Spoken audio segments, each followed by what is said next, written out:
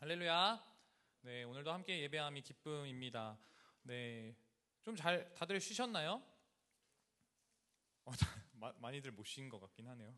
네, 함께 이제 오늘 마지막으로 요한계시록에 나온 마지막 교회의 모습을 함께 나누려고 합니다. 마지막 교회는 라오디게아 교회인데요. 지금까지 우리가 많은 교회들의 이야기를 했는데, 오늘 나눌 교회의 이야기는 조금 특별합니다. 부정적인 부분에서 좀 특별합니다. 왜냐하면 지금까지 교회들은 대부분 교회가 칭찬이 그래도 한 가지씩은 있었던 것 같아요. 그렇죠?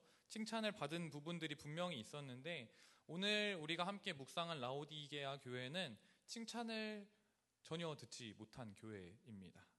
부끄러운 특이함이죠. 엉터리 같았던 죽었던 교회, 4대 교회조차도 약간의 칭찬이 있었던 것을 보았을 때 라오디게아 교회가 얼마나 하나님 앞에서 그리고 그 삶을 살아가면서 부족하고 연약했는지를 보게 됩니다. 자비하시고 우리를 격려하시고 사랑하시기를 무한히 하시는 분께서, 주님께서 전혀 칭찬할 것 없다라는 그런 평가를 하셨다라고 하면 얼마나 그 성도들의 모습이 타락하고 부족했을까 한번 생각해 보셨으면 좋겠습니다. 그렇다면 왜 라오디게아 교회는 주님께서 그렇게 칭찬하시지 않았을까? 그러한 교회의 특징이 무엇일까? 오늘 함께 묵상하고 그 특징들을 우리가 함께 바라보며 우리는 이것들을 반면교사 삼아서 살아가는 우리 청년들 되기를 간절히 소망합니다. 먼저 첫 번째 라오디게아의 교회의 특징은 차지도 어떻게 하지도? 덥지도 않은 교회. 지금은 굉장히 더운데요. 차지도 덥지도 않은 교회였다라고 말씀하십니다. 차라리 내가 차든지 덥든지 어느 한쪽이면 좋겠다라고 말씀하셨다라는 것이죠. 대부분의 사람들은, 성도들은 이 이야기를 들었을 때 그러면 아주 열정적이지 않을 것 같으면 차라리 믿지 말까라는 생각을 하게 됩니다. 그렇죠? 내가 저렇게까지 열심히, 우리 회장님처럼 열심히 하지 못할 바에는 아예 하지 말아야겠다, 이런 생각을 하게 된다라는 거죠. 그래서 신앙생활이 귀찮은 사람들은 나는 아무래도 저렇게 뜨겁지 못할 바에는 아예 차가운 쪽을 택하겠다, 그냥 예배만 왔다 갔다 하는 그러한 신앙인으로 살아야겠다라고 생각하기도 합니다. 그러면서 이제 교회를 도외시하고 떠나가는 사람들이 분명 있다라는 거죠. 그러나 이 구절은 우리가 그렇게 해석하기에는 이 라오디게아 교회가 가진 배경을 우리가 살펴보아야 잘 해석할 수 있는데요. 라오디게아 교회는 라오디게아라는 도시는 상업과 금융업 그리고 의학이 매우 발달한 도시였습니다. 특히 질 좋은 귀병 연고약과 안약을 생산하는 것으로 유명한 도시였는데요. 이를 바탕으로 라오디게아 사람들은 굉장히 부유한 삶을 살았습니다. 돈으로 무엇이든지 해결할 수 있을 정도로 부유한 삶을 살았다라는 거죠. 빌라델피아 교회에 대해서 우리가 수련회 때 함께 나눴는데, 빌라델피아라는 지역은 무엇이 많았다라고 말씀드렸죠? 자연재해 중 지진 때문에 굉장히 어려움을 겪었던 교회라고 말씀드렸잖아요. 라오디게아 지방도 지진 때문에 꽤나 어려움을 겪었던 지방 중에 하나입니다. 그런데 빌라델피아는 그 지진의 그 상황 가운데서 모든 도시가 무너지고 황폐화되었을 때 로마에서 이 지역을 도와주어서 다시 도시가 형성되는 그러한 은혜를 입은 지역이었거든요. 그런데 라오디게아는 우리는 그런 돈 필요 없어 라고 말할 정도로 돈이 많았던 지방이에요. 우리 너희한테 돈 안 받아도 돼, 그냥 우리 걸로 해결할게, 우리가 다시 도시 재건할게 라고 할 정도로 돈이 많고 부유했던 지방이다라는 거죠. 오히려 로마의 돈을 받게 되면 로마의 그 어떠한 강력한 통치, 로마의 제재를 받게 될 것을 염려하여서 로마 중앙정부로부터 돈을 받지 않고 그냥 우리 돈으로 해결하자, 우리 돈으로 다시 도시를 재건하자 할 정도로 돈이 많은 지역이었다라는 것입니다. 그런데 이러한 도시에 치명적인 단점이 하나 있습니다. 무엇이냐면 도시에 가장 필요한 수원지가 없었다라는 거예요. 물을 공급받을 수 없었다라는 거죠. 그래서 이 사람들이 뭐가 많습니까? 물은 없지만 뭐가 많죠? 돈은 많잖아요. 그래서 남쪽으로부터 10km 떨어진 지역, 히에라폴리스라는 지역에 수로를 만듭니다. 그리고 또 골로새 지역에 수로를 만들어요. 돈이 워낙 많으니까 수로를 만들어서 그곳으로부터 물을 공급받는 거죠. 히에라폴리스 지역에서는 온천수, 아주 뜨거운 물을 공급받고 골로새로부터는 차가운 물을 공급받는 지역이었습니다. 그런데 여기에서 문제가 하나 발생하는 거죠. 히에라폴리스라는 지역은 우리가 이제 터키 여행 가면은 간혹 이제 사진 우리가 보면 알 수 있잖아요. 약간 그 노천 온천 이렇게 돼 있고 되게 예쁘게 돼 있는. 그런데 거기가 석회 절벽으로 형성된 온천이거든요.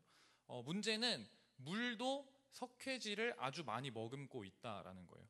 물론 뜨거운 물인 상태에서는 그래도 그나마 괜찮아요. 왜냐하면 뜨거운 물에서는 미생물이 잘 번식할 수 없기 때문에, 아주 뜨거운 온천수기 때문에 그때는 괜찮은데, 이 10km나 되는 수로를 따라오면서 물이 어떻게 될까요? 아주 뜨거웠다가 점차 식어지는 거죠. 미지근해지면서 그 수로에서 미생물이 이제 발생하는 겁니다. 박테리아가 이제 형성되는 거죠. 그런 미지근한 물을 이제 받아서 이제 라오디게아 시민들이 먹게 되는 거죠. 그러면 어떤 일이 발생할까요? 아주 심한 구토와 배탈, 이런 일들이 자주 발생하는 거였죠. 이게 아주 치명적인 단점이었습니다. 그러니까 여기서 오늘 본문에서 말하고 있는 너희가 뜨겁든지 차든지 하라라는 것은 너희가 아주 큰 열정을 가지고 살 게 아니면 아예 날 떠나라고 말하는 것이 아니라 오히려 그 미지근함에 대해서 이야기하고 있는 거예요. 미지근한 물은 어떻습니까? 아무짝에도 쓸모없는 것이다 라고 예수님께서 지금 말하고 있는 것입니다. 이 교회를 향해서, 라오디게아 교회를 향해서 차지도 덥지도 않다라는 말은 너희는 아무짝에도 쓸모없는, 전혀 쓸모없는 교회, 성도라고 말씀하고 있는 것입니다. 지금 너희는 매우 쓸모없는 미지근한 상태이기 때문에 너희가 마실 수 있는 차가운 물이 되든지 아니면 미생물이 살 수 없는 뜨거운 상태로 되어라 라고 말씀하고 있다라고 하는 것이죠. 사실 예수님께서는 마태복음 5장에서 이와 비슷한 말씀을 하셨습니다. 너희는 세상에 무엇과 무엇이 되라 말씀하시죠? 빛과 소금이 되라 말씀하십니다. 소금이 그 맛을 잃으면 무엇으로 짜게 하리요? 아무데도 쓸데없어 밖에 버려져 사람에게 밟힐 뿐이다 라고 말씀하십니다. 맛을 잃은 소금과 같은 교회다라고 이 라오디게아 교회를 질책하고 있다라는 것입니다. 내가 이것도 저것도 아닌 이 미지근한 상태에 쓸모없는 상태로 있다면 주님께서 무엇이라 말씀합니까? 16절, 내가 너를 내 입에서 토하여 버리리라. 실제로 라오디게아 사람들이 많이 겪고 있었던 그 미지근한 물을 마셨을 때 겪었던 그 구토 증세와 같이 너희를 토하여 버려버린다라고 말씀하시는 것입니다. 사랑하는 청년 여러분, 교회에 다닌다고 나름대로 열심으로 섬기고 나름대로 매일 봉사하고 주님 앞에 나아온다고 했는데 쓸모없는 교인이 되어서 내가 너희를 도무지 알 수 없다, 너희는 전혀 쓸모없는 존재다라고 주님께서 말하신다면 어떻겠습니까? 예수님께서 인정하시는 교회인 줄 알고 예수님에게 인정받는 성도인 줄 알고 우리의 온 마음과 삶을 다 드렸다고 생각했는데 나중에 알고 보니 라오디게아 교회와 같이 우리의 삶의 모습이 그렇게 드러난다면 우리의 삶은 어떻게 되는 걸까요? 이 시간 간절히 바라기는 주님의 눈앞에 주님의 그 인정을 받는 쓸모있는 교회, 쓸모있는 성도가 되기를 간절히 소망합니다. 그렇다면 미지근한 상태란 구체적으로 무엇을 의미할까요? 우리가 이 미지근한 상태가 무엇인지 알아야 이 상태에서 벗어날 수 있지 않겠습니까? 첫째로 미지근한 상태는 사랑과 열정이 없는 상태를 말합니다. 그래서 이제 19절에 보시면 너희가 무엇을 내라 라고 말씀합니까? 열심을 내라 라고 말씀하고 있습니다. 원어로는 젤론이라고 표기되어 있는데요. 이 단어의 뜻은 마음속에 끓어오르는 정열, 끓어오르는 열정을 의미합니다. 참을 수 없는 간절함, 그 안타까움을 너희가 내라라고 말씀하고 있다라는 거죠. 이제 우리 말로 번역했을 때 열정이라는 표현이 가장 알맞을 것 같은데요. 영어로는 패션이라는 말이 적절할 것 같습니다. 미지근하다라는 말은 주님을 향한, 교회를 향한, 성도를 향한 열정이 너희가 전혀 없다라는 것을 말한다라는 거죠. 라오디게아 교회는 그러한 교회였던 것 같습니다. 모든 것이 귀찮고 모든 것이 하등 쓸모없는 것이라고 생각하는 교회였습니다. 억지로 신앙생활 했다라는 거죠. 모든 것을 형식적으로 그저 교회 문턱만 왔다 갔다 하는 성도들이었다라는 것입니다. 생명력이 없고 생동감이 없는 교회, 기쁨이 없는 성도로 살아갔다라는 것이죠. 열정 없는 모습. 죽은 교회 또는 죽은 신앙과 같은 상태로 이들이 신앙생활 해왔다라는 것입니다. 주님께서 이러한 우리에게, 그리고 이 교회에게 이렇게 말합니다. 열심을 내라. 나를 향한 정열, 열정을 가져라 라고 말씀합니다. 그렇다면 우리는 그 열정을 어떻게 가져야 합니까? 열정이라는 단어, 패션이라는 단어는 우리가 흔히 알고 있기에는 열정, 사랑이라는 단어로 알고 있잖아요. 그런데 패션은 열정이기도 하면서 그리스도의 순환을 뜻하기도 합니다. 같은 굉장히 먼 것 같지만 하나의 단어다라는 거죠. 우리의 신앙, 우리의 열정은 그리스도의 십자가에서 그 고난을 감당하시는 예수 그리스도를 생각하며 그에 대해 감사하는 마음과 그로 인해서 내가 살아났다는 그 감사 때문에 주님을 향해서 더욱더 열정을 찾아야 한다라고 이야기하고 있다라는 것이죠. 예수 그리스도의 십자가 희생을 마음속에 깊이 기억하고 그 깊이 담아서 우리도 그와 같이 주님이 나를 사랑하신 것처럼 나도 주님을 사랑해야 한다. 그러한 열정이 우리에게 있어야 한다. 오늘 이야기하고 있는 것입니다. 바라기는 우리가 주님께서 나를 사랑하신 것처럼 우리도 주님을 사랑하는 열정을 되찾기를 간절히 소망합니다. 두 번째로 미지근한 상태란 18절에서 말하고 있는 내게서 불로 연단한 금을 사라라는 말씀을 통해 알 수 있듯이 주님을 위한 희생과 고난, 고생을 회피한 상태를 나타낸다라고 합니다. 고난과 수고를 통하여 믿음이 불로 연단된 것처럼 연단된 금처럼 나아가는 것인데 이 라오디게아 교회는 고난과 환난, 고통을 회피한 교회였다라는 것이죠. 오히려 그러한 믿음의 시련이 다가왔을 때 쉽게 포기해버리고 희생과 수고는 온데간데 없이 주님이 아닌 다른 것들을 그저 섬겨버리는 모습의 성도였다라는 것입니다. 신앙생활에 있어서 오히려 쉬운 길을 날마다 택해왔던 교회였다라는 것이죠. 우리의 모습을 보면 사실 이러한 모습과 많이 닮아 있음을 알 수 있습니다. 예수를 믿지만 조금 편하고 조금 쉽게 예수를 믿고 싶은 마음이 우리 안에 다 있지 않습니까?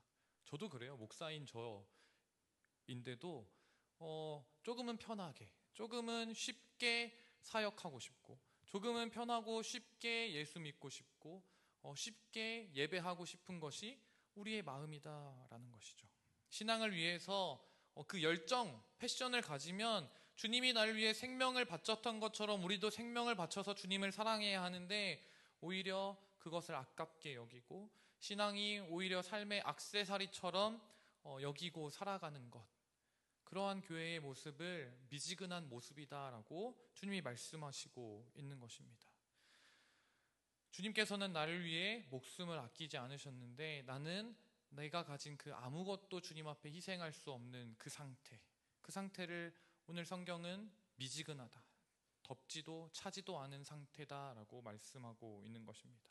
그 당시에 어떻습니까? 우상 숭배하고 황제 숭배를 해야만 상업과 모든 일상이 가능한 그 시대에서 이들은 전혀 한 번도 그 고난을 감수해 보려고 노력조차 하지 않고 인내하지 않으며 그저 세상의 시류를 따라 살아갔다라는 것을 의미하고 있습니다.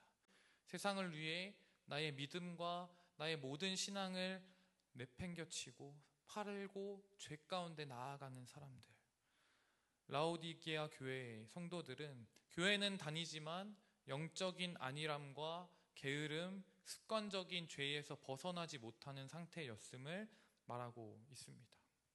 셋째로 미지근한 사람들에게 반드시 나타나는 현상, 타협입니다. 죄와 진리 사이에서 타협하는 것, 복음과 비복음 사이에서 타협하는 것, 빛과 어두움 가운데에서 타협하는 것.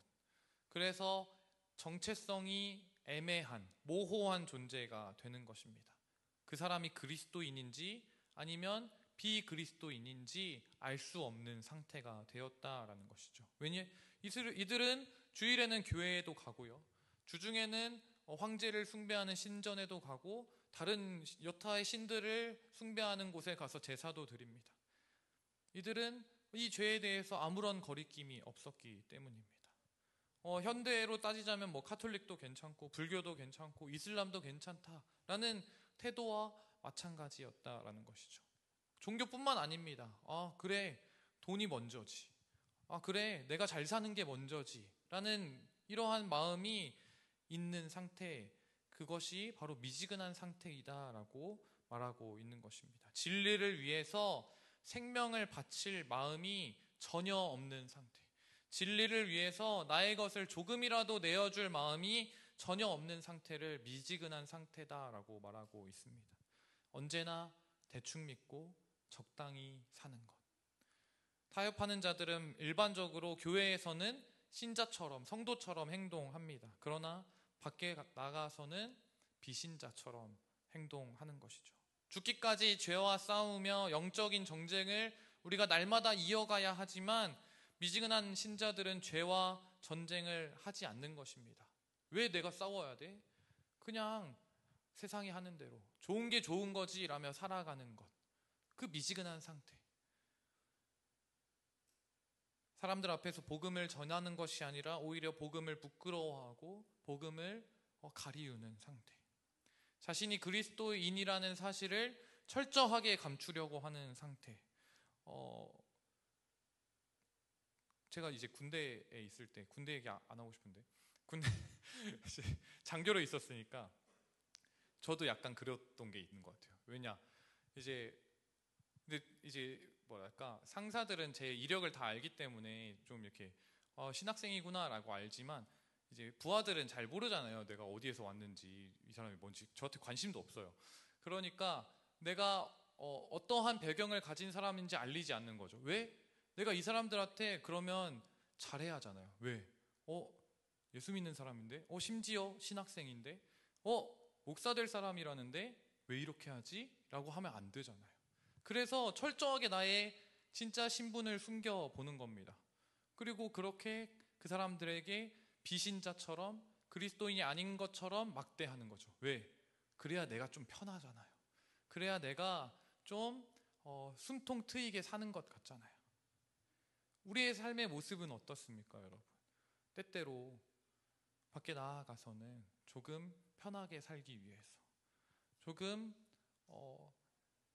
예수님을 조금 잊은 것처럼 살아가는 것이 우리의 모습 아닙니까? 세상과 믿음을 양다리에 걸치고 사는 박쥐와 같은 우리의 인생 아닙니까? 이러한 미지근한 상태를 사도 야고보는 두 마음을 품은 상태라고 이야기합니다. 두 마음을 품은 자들이다. 주께 얻기를 생각하지 말라. 너희는 모든 일에 정함이 없는 사람이다 라고 책망하기도 합니다. 이 두 마음을 품은 영적인 상태가 바로 미지근한 상태이다 라는 것이죠. 그리고 이 미지근한 상태로는 너희가 결코 하나님의 나라를 얻을 수 없다라고 사도 야고보는 분명히 말하고 있습니다.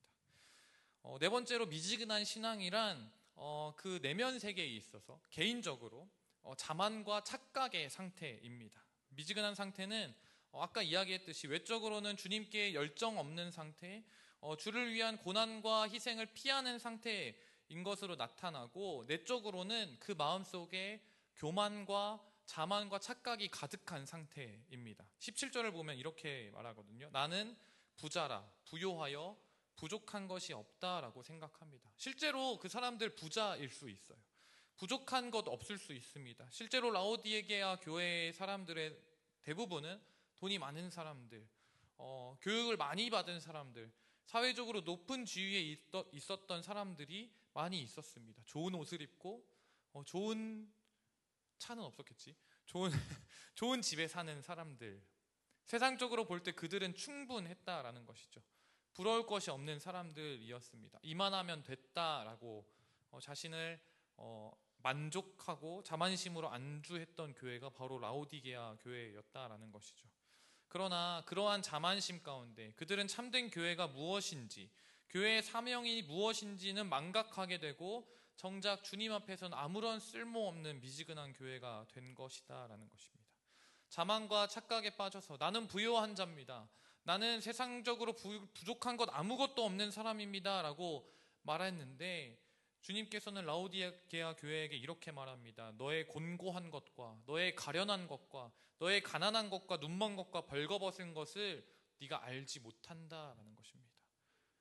외적으로 봤을 때 너 부자야.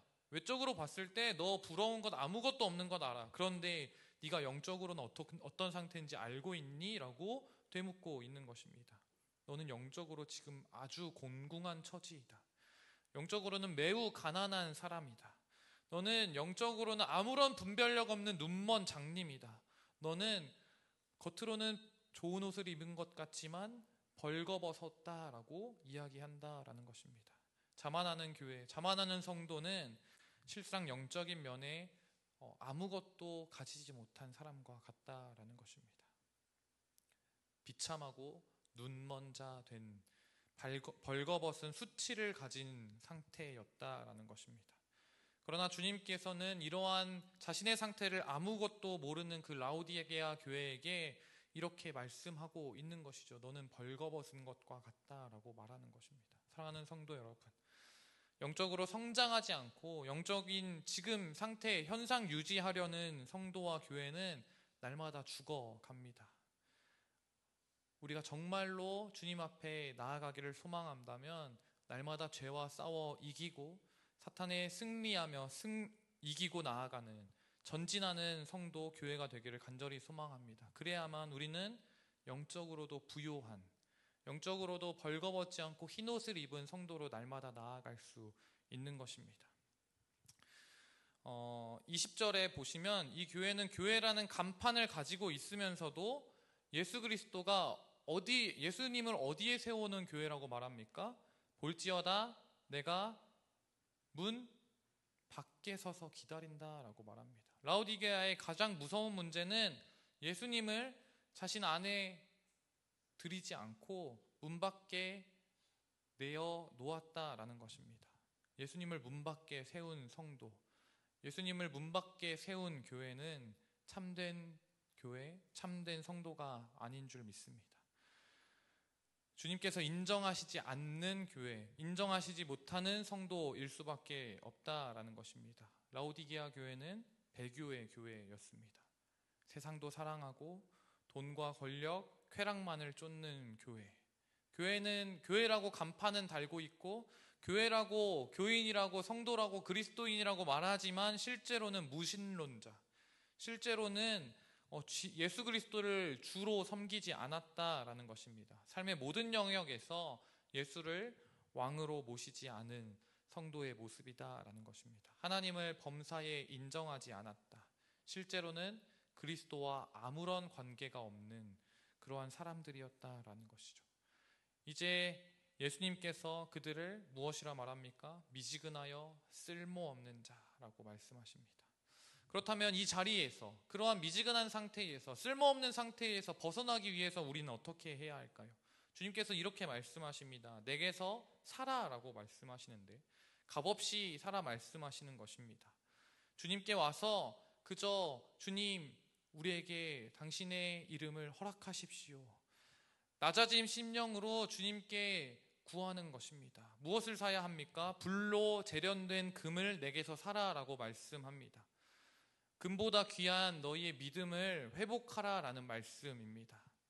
영원한 것을 구하며 예수 그리스도를 향한 믿음을 회복하라라는 것입니다. 불로 재련된 금을 사라라는 뜻은 너희가 나를 위한 헌신과 나를 위한 연단과 나를 위한 인내를 해라라고 말씀하고 있다라는 것입니다. 오직 예수 그리스도를 바라보며 믿음으로 서서 너희에게 오는 고난을 통과해 달라라고 요청하고 있는 것입니다.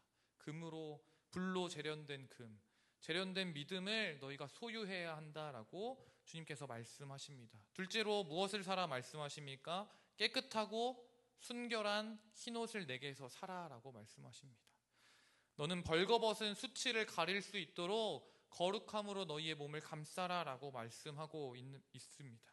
예수 그리스도의 보혈로 옷 입고 미지근한 상태에서, 쓸모없는 상태에서 온전히 십자가의 능력을 회복하고 그 능력으로 너희가 살아가야 한다라고 말하고 있는 것입니다. 그리스도의 십자가를 기억하며 그 은혜를 통해서 너희가 복음으로 돌아오고 복음의 능력으로 날마다 살아가야 한다. 더 이상 쓸모없는 자가 아니라 복음의 능력이 있는, 그 능력 있는 삶을 너희가 살아가야 한다. 십자가의 그 부활과 십자가의 그 사랑을 체험하고 그것처럼 너희도 부활의 능력을 선포하며 살아야 한다라고 말씀하고 있습니다. 셋째로 내게서 안약을 사라라고 말씀합니다. 안약은 왜 필요하죠? 소아자매? 안약이 왜 필요해요? 이렇게밖에 안 들렸어. 네, 눈이 아프니까 안약이 필요할 거 아니에요. 사실 이 라오디게아 지방이 안약으로 유명한 지역이었는데 여기에서 주님께서 안약을 사라라고 말씀하시는 것입니다. 그래야 너희의 눈이 치료되고 너희의 시력을 되찾게 될 것이기 때문입니다. 너희가 예수 그리스도 한 분만을 바라보아야 하지 않겠니? 라고 말하는 것이죠. 영적인 분별력을 회복해야 한다라고 말하고 있는 것입니다.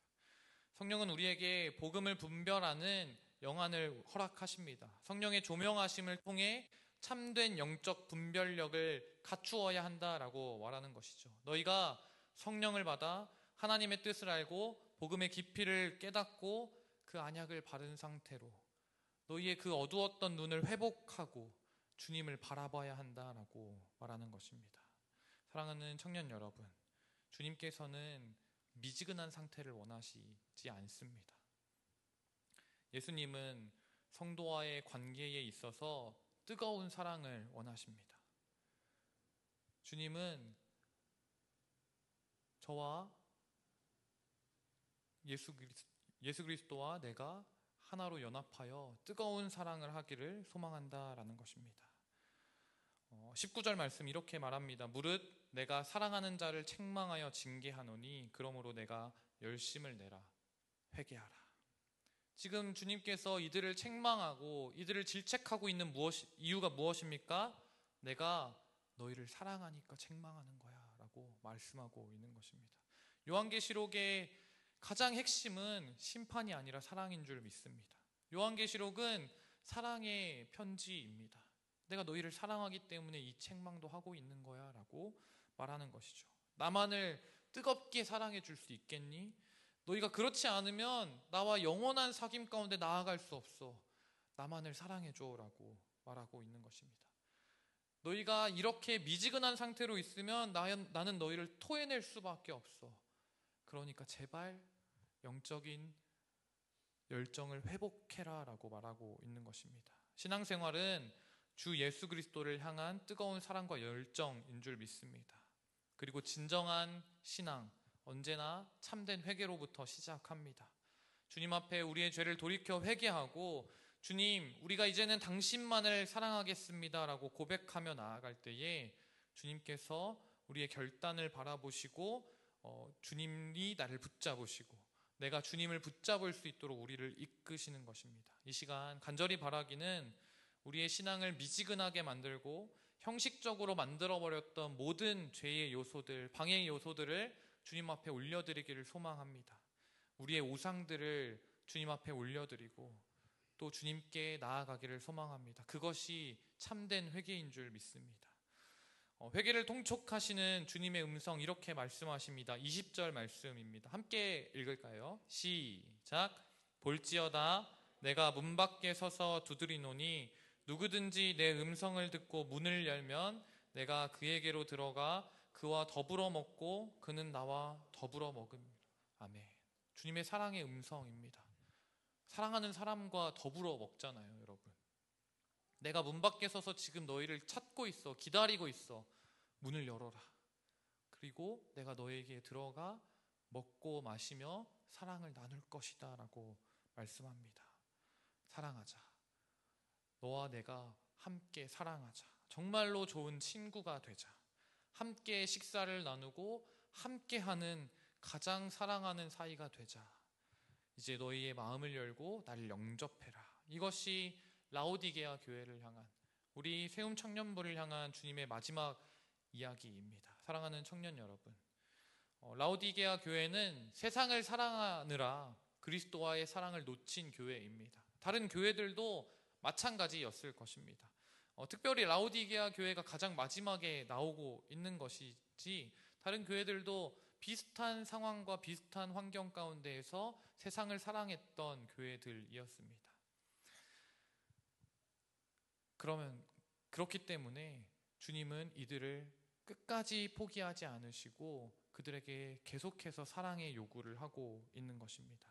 이 시간 우리에게 하시는 주님의 말씀을 듣고 우리의 신앙을 점검하는 청년부 되기를 간절히 소망합니다. 우리 안에 라오디게아 교회 같은 모습은 없었는지, 문제가 있다면 주님 앞에 회개하고, 그리고 주님의 말씀대로 성령으로 충만하여 다시 한번 예수 그리스도를 사랑하는 열정을 회복하기를 간절히 소망합니다. 마음의 문을 열고 주님을 영접하며 주님과의 영원한 사귐 가운데, 주님과의 그 아름다운 식사의 자리로 나아가는 저와 여러분이 되기를 간절히 소망합니다. 이 시간 함께 기도하고 찬양하며 나아가겠습니다.